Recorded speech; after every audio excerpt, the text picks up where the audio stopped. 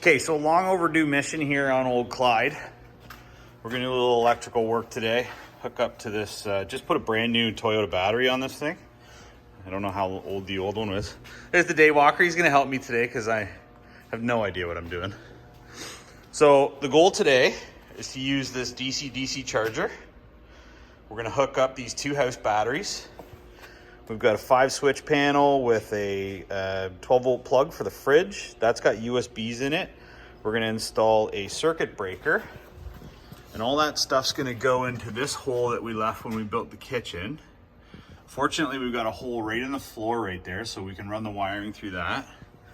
And then back here, we're gonna just use the stock, for now anyways, 12-volt plug to wire this thing up. I may consider doing an Anderson plug at some point, but this thing pulls a fair bit of power, so we're hoping we have enough house battery on board with those two massive deep cycles to make all this work. So we're gonna be working away here, doing some wiring. We've got everything we need, we think. I got everything I need, right? I think so.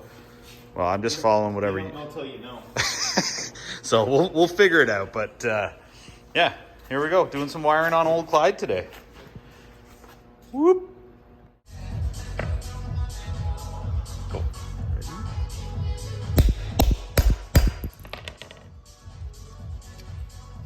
Let's break it. Of course, you just break it? Yeah. Here's what I get for trying to cheap out and get something quick without going to the real store. 0 torque put on this. Both sides broke off. Chinese garbage. Okay, so we're making some progress. We got these big, super heavy batteries in there. That's the Renogy 20 amp DC-DC controller. Just doing some fabrication on the box for the quick pitch kitchen to get the little switch panel going. We got the wiring up to here and loomed, and it's fastened nicely to the bottom of the truck. Making a little progress here. I'd be completely lost without this guy though, I'll be honest.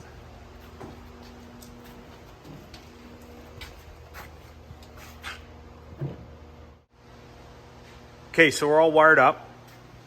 Got to get a couple of inline fuses. So run one between the truck battery and the DC-DC charger, which is now here.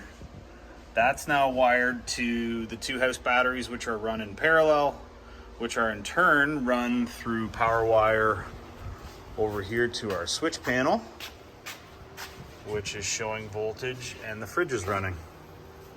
So, got to get a couple of fuses. We got to figure out, oh, that's a big fat one. Yeah, something like that. Yeah, so we'll get a couple fuses to finish this up and then tidy up all the wiring.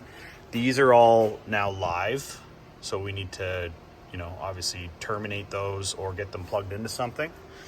But we got power to the back of the truck now and like 200 amp hours for this fridge that will never run out of juice again. Pretty stoked.